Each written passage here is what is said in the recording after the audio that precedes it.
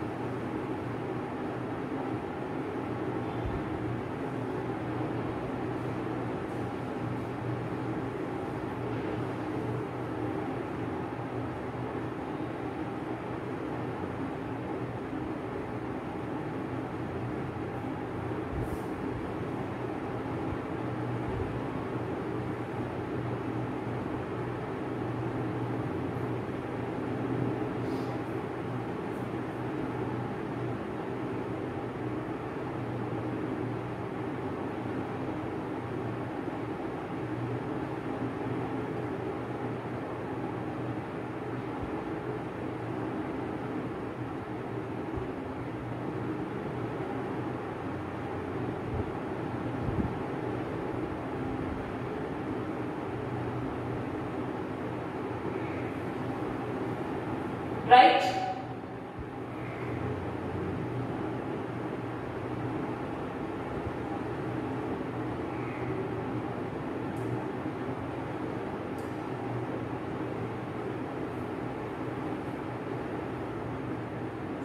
ये इनकी टंग रूपी संरचना है।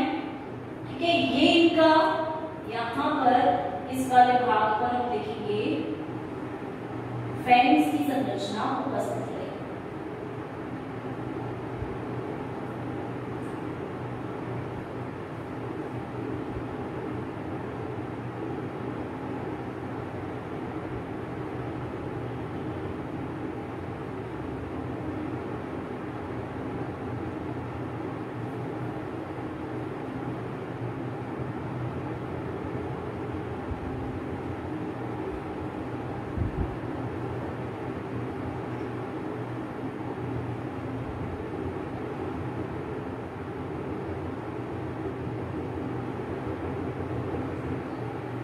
राइट, अब हम इन्हें बोलेंगे अगर टीथ देखते हैं हम तो टीथ कैसे हैं इनके, काफी कर्व्ड हैं, घुमावदार टीथ यहाँ पर उपस्थित मिलते हैं।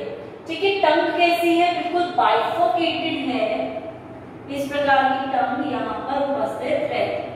ये कहलाता है लोअर जॉ और ये कहलाता है अपर जॉ।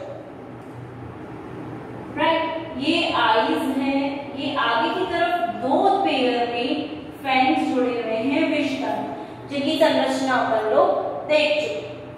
ठीक है, इसी के साथ यहाँ पे अगर हम बात करेंगे तो स्केल्स भी उपस्थित रहेंगे।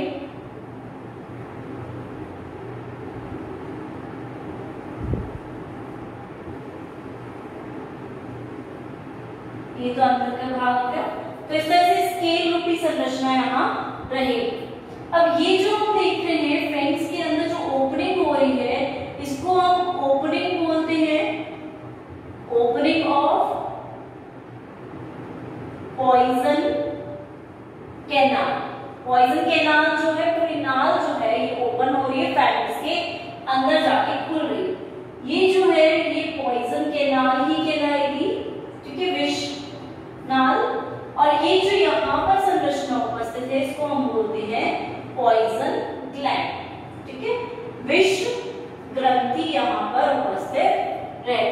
तो इस प्रकार से विष ग्रंथि पीछे की तरफ है, इस विष ग्रंथि से आगे की तरफ पॉइजन कैनाल है और पॉइजन कैनाल अंदर आके खुलती है हमारे फैंग्स में।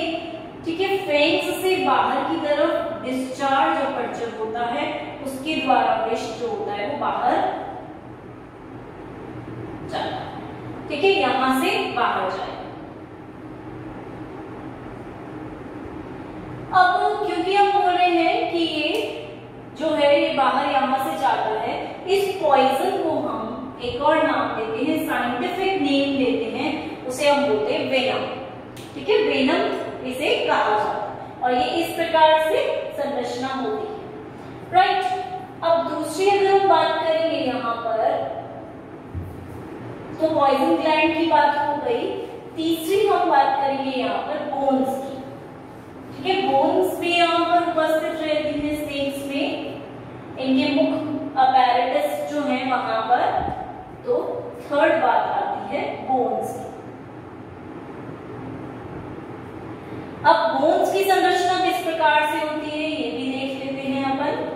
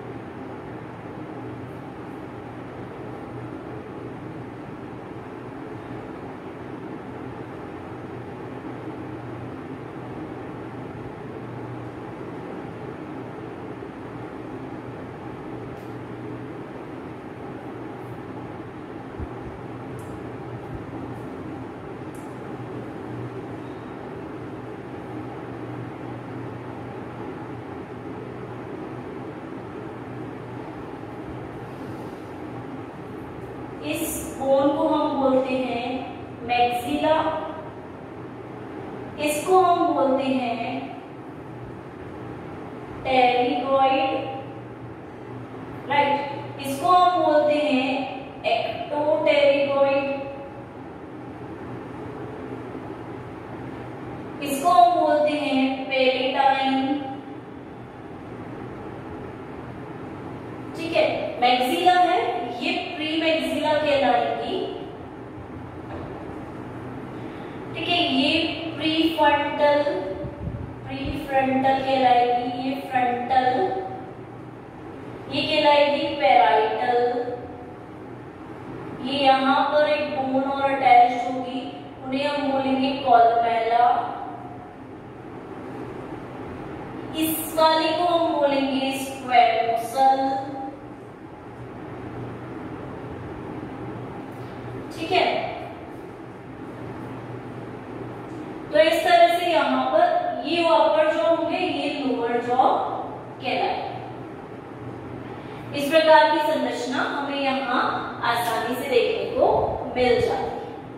ठीक है, अब सबसे पहले अगर हम बात करते हैं तो मैक्सिला, बोन्स में भी इंपॉर्टेंट बोन्स हैं, उन्हीं की बात करेंगे। तो सबसे पहले बात करते हैं मैक्सिला बोन की। मैक्सिला जो है वो सबसे बड़ी है, आगे की तरफ उपस्थित है और इसी के साथ ये बहुत हासिल फॉर्म में है, रिड्यूस्ड फॉर्म में है।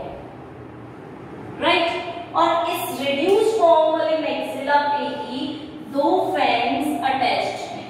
ठीक है, दो फैंग्स जो होते हैं ये यहाँ पर विष्टन जुड़े हुए रहते हैं इस मैक्सिला भाग से। तो अगर आपसे कोई पूछे कि फैंग्स की स्थिति या पोजीशन कहाँ पर है तो क्या बोलोगे? मैक्सिला से जुड़े हुए हैं, लेकिन दोनों के दोनों ऊपर ही हैं, नीचे फैंग्स नहीं होते। फैंग्स की पोजीशन ऊपर ही रहेगी, मैक्सिला भाग से ही रहेगी। ठीक है, तो मैक्सिला रिड्यूस्ड है, फैंग्स का अटैचमेंट इसी से है, और दूसरी बात दोनों फैंग्स इसी से जुड़े हुए हैं, बड़ी भी है, थोड़ी सी बड़ी है आगे में, बिल्कुल आगे की तरफ उपस्थित है। और इसी के पास में प्रीफ्रंटल प्री मैक्सिला उपस्थित है। मैक्सिला के ऊपर ही है प्री मैक्सिला उपस्थित, यहाँ पे प्रीफ्रंटल फ्रंटल फ्रंट में है इसलिए उसके हिसाब से नाम दे दिया। दूसरी बोन की हम बात करेंगे तो वो आती है हमारी एक्टोटेरिगॉइड। ठीक है, एक्टोटेरिगॉइड जो है ये मैक्सिला से कनेक्टेड है। ठीक है, मैक्सिला से इसका कनेक्शन है बीच की तरफ, और मैक्सिला से कनेक्ट होकर कहाँ जा रही है? टेरिगॉइड को कनेक्ट कर रही है। इसका मतलब हम बोल सकते हैं कि ये बोन का काम क्या है? मैक्सिला को टेरिगॉइड से कनेक्ट करना। राइट, ये काम होगा इसका कि ये मैक्सिला को टेरिगॉइड से जोड़ रही है, इसलिए इसको नाम दे दिया एक्टोटेरिगॉइड। पहले टाइम जो है इसके आगे वाले भाग को कहा जाता है जहां पर टीथ्स की उपस्थिति, दांतों की उपस्थिति देखी जाती है। ठीक है, तो हमने ये बोल दिया मैक्सिला हल्की सी जुड़ी हुई बोन है। मैक्सिला में सबसे ज्यादा मूवमेंट देखने को हमें यहाँ पर मिलेगा, बिल्कुल हल्के से जुड़ी हुई है ये मसल्स से, ठीक है, मांसपेशियों से, और सबसे ज्यादा मूवमेंट हमें इस भाग में देखने को मिलेगा। ये आराम से हिल डुल सकती है। ठीक है, दूसरी बात हमने की एक्टोटेरिगॉइड की इससे जुड़ी हुई है, क्योंकि ये हिल डुल सकती है तो ये भी आसानी से हिल डुल सकती है। ठीक है, और मूवमेंट कराती है। तो टेरिगॉइड जो है वो आगे की तरफ कहाँ जाकर जुड़ेगी? तो थर्डली हम बात कर लेते हैं टेरिगॉइड। टेरिगॉइड जो है उसका कनेक्शन कहाँ पर है? एक्टोटेरिगॉइड से। एक्टोटेरिगॉइड से वो मैक्सिला को जोड़ रही है। अब टेरिगॉइड वाली जो है अपर जॉ किस तरफ जा रही है? ये बिल्कुल पीछे की तरफ, स्कल की तरफ इसका मूवमेंट हम देख रहे हैं, प्लस इसकी अटैचमेंट हम टंग के साथ ही देखते हैं। तो ये क्या है? हल्की सी अटैच्ड है, हल्की सी जुड़ी हुई है बैक पोर्शन की तरफ इसकी उपस्थिति है। ठीक है, जो कि अपने आप को कहां से जोड़ती है? लोअर जॉ से जोड़ती है। नीचे हम देख रहे हैं लोअर जॉ है तो इसका अटैचमेंट लोअर जॉ से हमें देखने को मिलता है। ठीक है, तो हम लिख सकते हैं टेरिगॉइड लोअर जॉ से अटैच्ड है, निचले जबड़े से जुड़ी हुई है, हल्की सी, ज्यादा टाइट अटैचमेंट नहीं है, ज्यादा अच्छे से जुड़ी हुई नहीं है। ठीक है, अब फोर्थ बोन की हम बात करते हैं तो फोर्थ आती है हमारी स्क्वैमोसम। सिर्फ इंपॉर्टेंट की बात कर रहे हैं।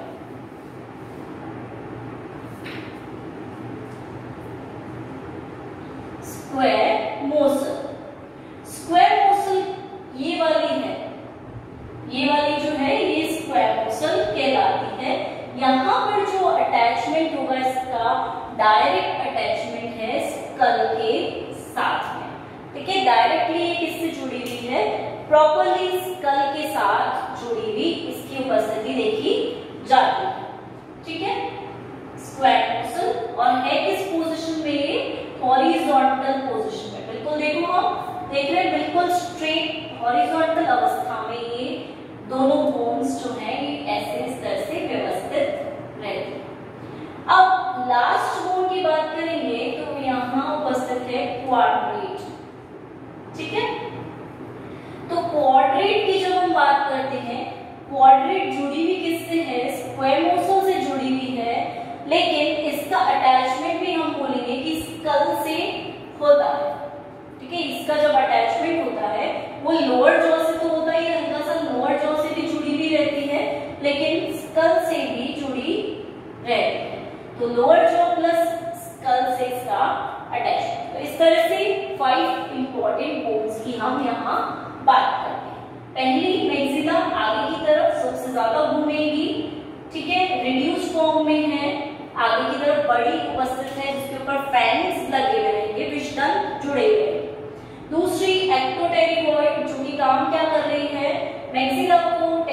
से जोड़ देगा। तीसरी टेरिगॉइड जो कि किससे जुड़ी हुई है, नीचे की तरफ लोअर जॉ से अटैच्ड रहती है, निचले जबड़े से जुड़ सकती है। ठीक है। चौथी की बात करेंगे हम स्क्वैमोसल, हॉरिजॉन्टल है, बिल्कुल सीधी है, स्ट्रेट है और इसका जुड़ाव स्कल से होता है, कपाल भाग से होगा। और लास्ट है क्वाड्रेट। क्वाड्रेट की अगर हम बात करते हैं यहाँ पर, तो क्वाड्रेट भी स्कल वाले भाग से कपाल से जुड़ती है, स्क्वैमोसल से जुड़ी हुई है और लोअर जॉ के साथ हल्का सा जुड़ाव रखती है, एज में रखती है। तो इस तरह से बोन संरचनाएं जो हैं हम देख सकते हैं। तो हम लिखेंगे पॉइजनस स्नेक्स में बोन स्ट्रक्चर इस प्रकार से उपस्थित रहता है। ठीक है, बोन की संरचना इस प्रकार से रहती है। ठीक है, अब वो बात करेंगे, बोन्स की बात कर ली हमने, अब इसके बाद आएंगे हम मसल्स पे। मसल्स की संरचना,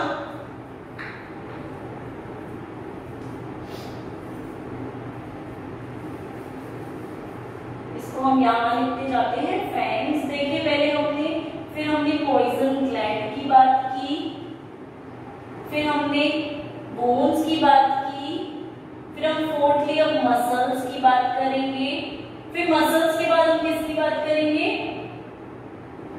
मैकेनिज्म की बात करेंगे कि ये apparatus काम कैसे करता है, और लास्टली हम फिर वीनम के कंपाउंड की बात करेंगे कि वीनम किससे बनता है, कैसे बनता है। ठीक है, अब मसल्स की बात कर लेते हैं। तो मसल संरचना देखते हैं यहाँ पर।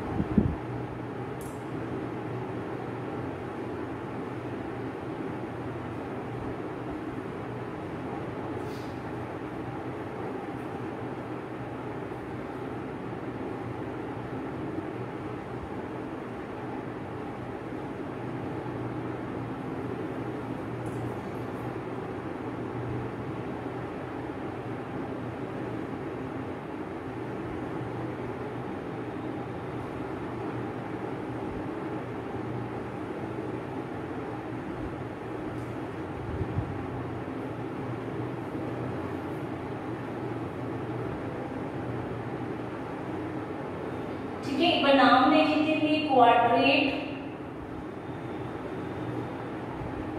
स्क्वैमोसल, कोलुमेला,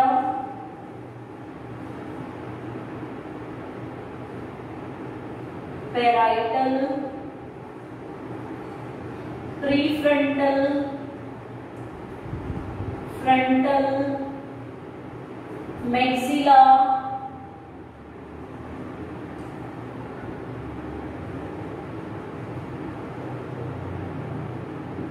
यहाँ पर फैंग की उपस्थिति।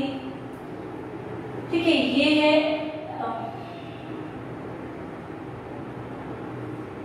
एक्टोटेरिगॉइड, ये है टेरिगॉइड, ये है यहाँ पर पेलेटाइन भाग, ये है लोअर जॉ। ठीक है, अब मसल्स की बात करते हैं। तो यहाँ पर उपस्थित रहेगी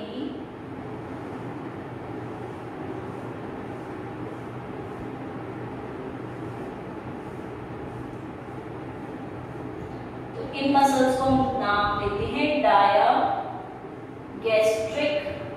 मसल्स, राइट, क्योंकि इनकी उपस्थिति हमें बिल्कुल लास्ट में देखने को मिल रही है।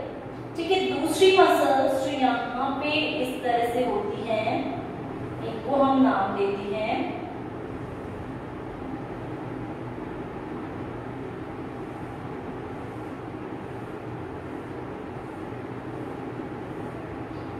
हम बोलते हैं स्फीनोटेरिक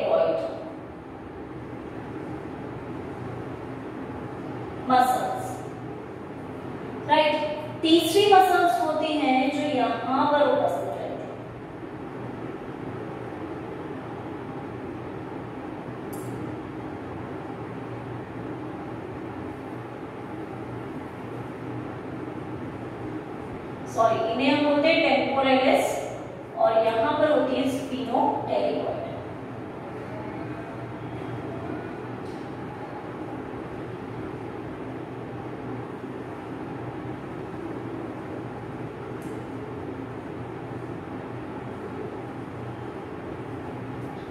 स्फीनोटेरिगॉइड वो टेम्पोरलिस मसल्स कहलाती हैं,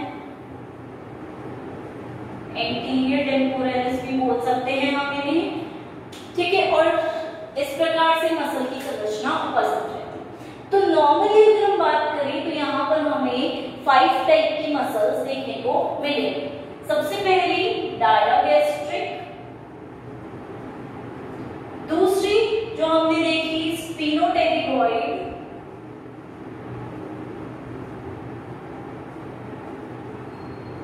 मसल्स, तीसरी जो हमने देखी टेम्पोरलिस मसल्स,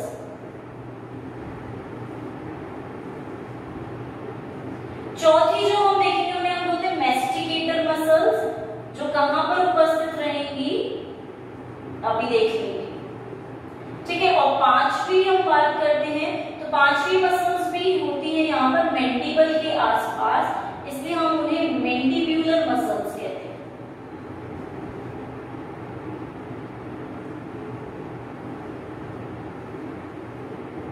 राइट, तो इस प्रकार से 5 मसल्स उपस्थित है, ठीक है।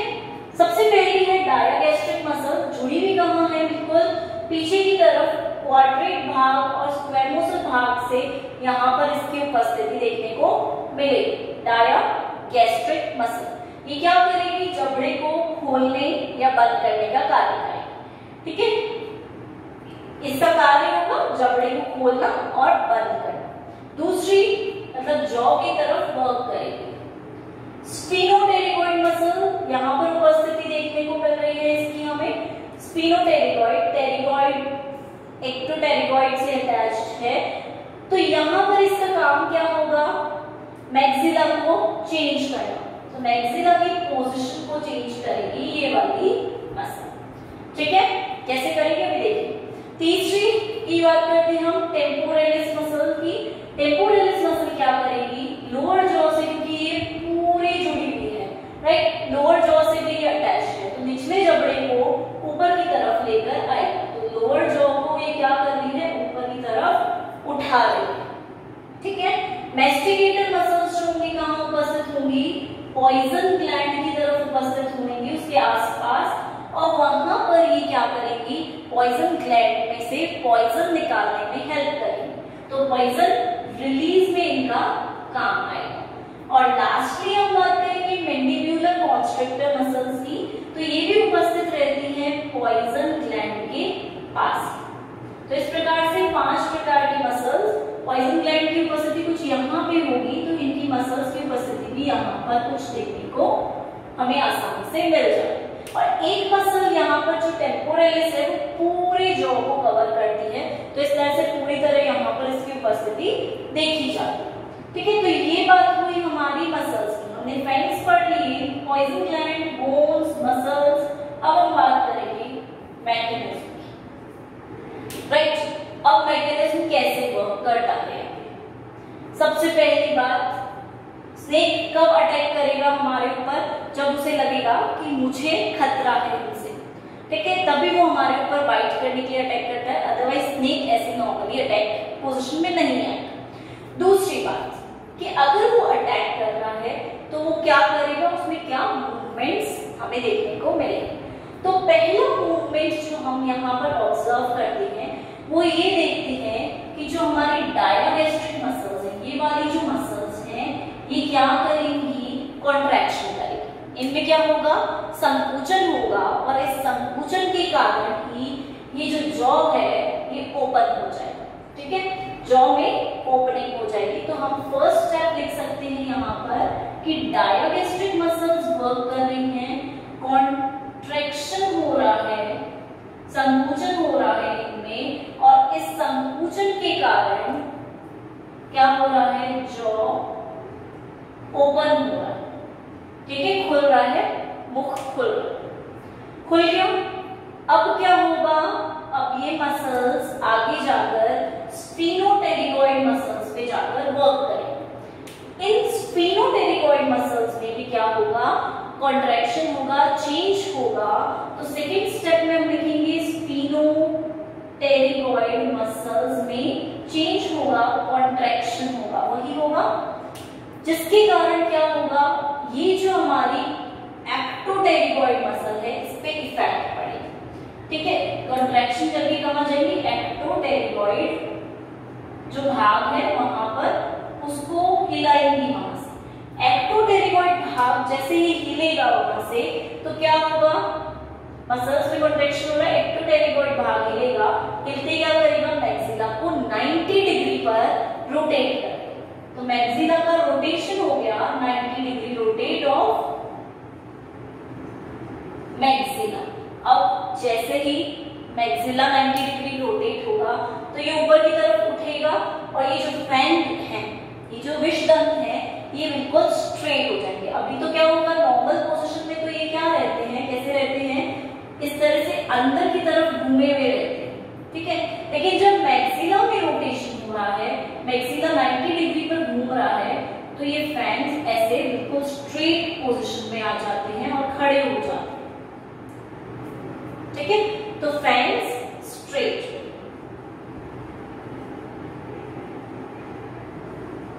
राइट, अब क्या होगा, थर्ड स्टेप में ये जो मसल है हमारी टेम्पोरल, एंटीरियर टेम्पोरल मसल जो है, इसमें भी कॉन्ट्रैक्शन, संकुचन होगा और संकुचन के कारण जो लोअर जॉ है वो ऊपर की तरफ उठकर बंद कर देगा। ठीक है, ऊपर की तरफ उठकर वहां पे लोअर जॉ को ये ऊपर की तरफ उठाकर मुख को बंद कर देगा, क्लोज कर देगा। अब ये फैंग कहां पर उपस्थित हैं, ये फैंग कहां पर उपस्थित होंगे, किसी भी पर्सन पे या जिस पे भी अटैक हो रहा है शत्रु पे उपस्थित हो। ठीक है, अब इसके बंद होने से किस पे प्रभाव पड़ेगा, यहाँ पर जो मसल्स उपस्थित है, दैट मीन्स मैस्टिकेटर मसल जो है उस पर प्रभाव पड़ेगा। ये भी क्या होगी, संकुचित होगी और ये जाकर किसको एक्टिवेट करेगी, poison gland. Poison gland activate होते ही यहां से जो पॉइजन कैनाल है, राइट, वो घूमती हुई इसके अंदर खुल रही है, जो वो फैंग्स के अंदर खुल के पॉइजन भेजेगी, तो पॉइजन बाहर रिलीज होगा। इसी के साथ दूसरी मसल भी है यहाँ पर, मैंडिब्यूलर कॉन्स्ट्रिक्टर, ये भी यहाँ पर उपस्थित रहेगी और ये भी पॉइजन ग्लैंड को संकुचित करेगी, उसे मूवमेंट करेगी, जिसकी वजह से पॉइजन जो है वो रिलीज हो जाए। एक बार वापस से देख लेते हैं पूरी क्रिया को कि सबसे पहले डायगेस्ट्रिक मसल वर्क कर रही है, खोल रही है जबड़े को। खोलने के बाद ये जो मसल्स हैं जिन्हें हम क्या बोल रहे हैं, स्फीनोटेरिगोइड मसल्स, ये संकुचनशीलता कर रहे हैं। संकुचनशीलता के कारण एक्टोटेरिगोइड हिल रही है, हिलने के कारण मैक्सिला 90 डिग्री पर ऊपर की तरफ घूम रहा है, फैंग्स स्ट्रेट पोजीशन में, सीधे इरेक्ट पोजीशन में आ रहे। ठीक है, सही है। 90 डिग्री घूमने के बाद मैक्सिला, फैंग्स जो हैं इसी पे उपस्थित है, तो फैंग्स सीधे हो जाएंगे। सीधे होने के बाद ये जो मसल है टेम्पोरल मसल, नीचे वाले जॉ को ऊपर की तरफ उठा देगी, बंद कर देगी। ठीक है, बंद करने के बाद मैस्टिकेटर मसल जो है उस पर प्रभाव पड़ेगा, उससे वो पॉइजन ग्लैंड को संकुचित करेंगे और ये जो है मैंडिबुलर मसल, वो भी पॉइजन ग्लैंड को संकुचित करके वहां से पॉइजन रिलीज करेंगे। पॉइजन ग्लैंड से पॉइजन कहाँ आएगा, हमारे पॉइजन कैनाल में, विष नाल के अंदर, यहाँ से फैंग में आएगा और फैंग से पॉइजन को बाहर उस छोड़ दिया जाएगा। और फैंग से पॉइजन बाहर किससे निकलेगा, डिस्चार्ज अपर्चर, छिद्र था जहां से बाहर की तरफ पॉइजन निकलेगा।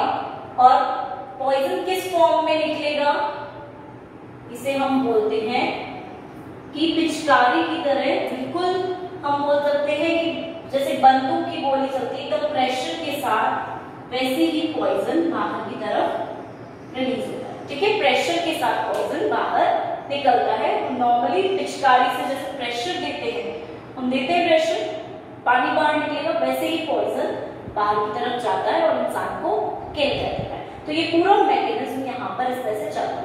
वापस से उसे जब हटना होता है तो एक ही सारी मसल्स वर्क करेंगी और वापस से नॉर्मल पोजीशन में उसका मुख आ जाएगा।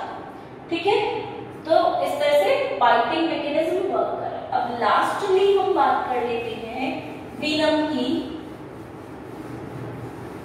कि वीनम की संरचना कैसे।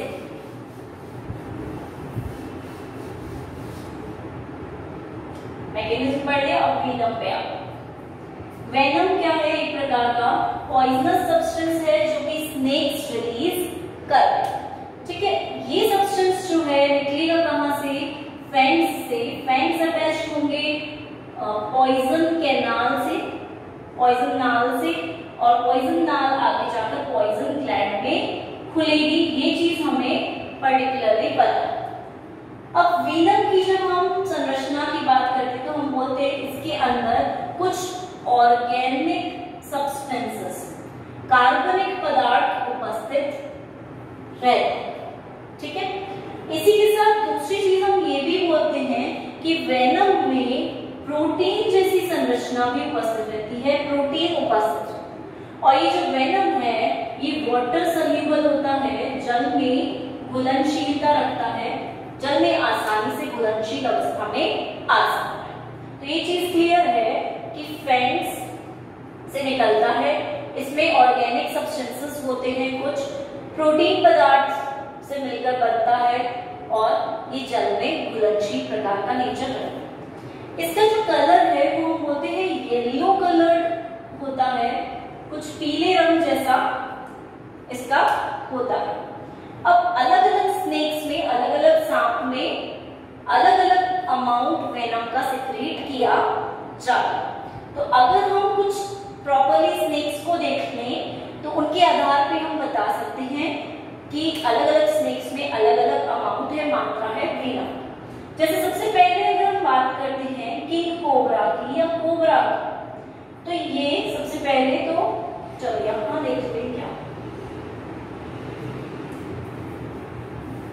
हमने यहाँ देखा येलो कलर का होता है। ठीक है, अब यहाँ हम देख लेते हैं स्नेक्स कितना अमाउंट को रिलीज कर रहे हैं। ठीक है, और कितनी मात्रा से डेथ हो सकती है। ठीक है, मृत्यु कितनी मात्रा से हो सकती है। जैसे सबसे पहले अगर हम बात करेंगे कोबरा की, तो ये रिलीज करते हैं 0.2 ग्राम तक का वेनम। और जब हम डेथ की बात करते हैं तो हम बोलते हैं कि 12 मिलीग्राम से एक इंसान की या एक किसी भी ऑर्गेनिज्म की, जंतु की मृत्यु हो सकती है।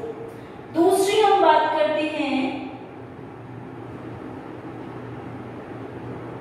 रसेल वाइपर की।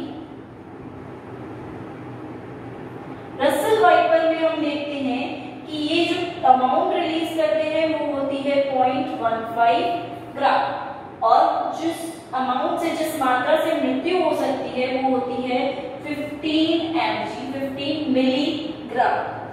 इतनी मात्रा देखने को मिलेगी। थर्डली हम बात करेंगे क्रेट की,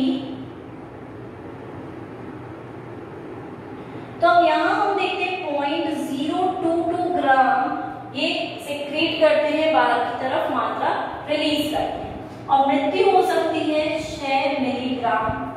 ठीक है, चौथी हम बात करेंगे 21 की। 21 में हम देखते हैं 0.0046 ग्राम ये स्रावित करते हैं बाहर की तरफ, और मृत्यु हो सकती है 8 मिलीग्राम मात्रा से। तो ये हम देख रहे हैं अलग अलग स्नेक पे डिपेंड कर रहा है कि उसके अंदर पॉइजन ग्रंथि कितनी बड़ी है, उसके आधार पर वो पॉइजन को रिलीज करते हैं। ये अमाउंट रिलीज किसकी है? वेनम की। अमाउंट ऑफ डेथ किसकी है? वेनम के कारण कितनी अमाउंट जाने पर एक पर्सन की डेथ हो सकती है। तो इस प्रकार से अलग अलग स्नेक्स में अलग अलग नेचर है, किस तरह से पॉइजन को बना रहे हैं, किन पदार्थों से मिलकर कितनी मात्रा है उसकी, उसके हिसाब से ही डेथ जो है वो देखी जाती है। जैसे हमने यहाँ पर देखा कि 0.2 ग्राम है, मतलब सबसे ज्यादा ये यहाँ पर बना रहे थे, तो सबसे ज्यादा अमाउंट से यहाँ पर डेथ होगी। इससे कम मात्रा होगी तो वो डेथ नहीं कर पाएगा। वही हमने देखा 0.15 है, तो ये हमें देखने को मिल रहा है यहाँ पर चीजें कि अलग अलग अमाउंट के आधार पर भी डेथ जो है वो अलग अलग हो सकती है। जरूरी नहीं है यहाँ पर कि अगर ज्यादा बना रहे हैं, ठीक है, जरूरी नहीं है कि ज्यादा बना रहे हैं तो भी वहां पर थोड़े से अमाउंट से या ज्यादा अमाउंट से डेथ होगी। वो डिपेंड कर रहा है कि वीनम सब्सटेंस किस प्रकार से कितने ज्यादा उसके अंदर हार्मफुल सब्सटेंसेस प्रेजेंट हैं, टॉक्सिक सब्सटेंसेस उपस्थित हैं, उसके आधार पर मृत्यु दर निश्चित की जाती है। तो वीनम की मात्रा हर स्नेक में अलग अलग उपस्थित रहेगी।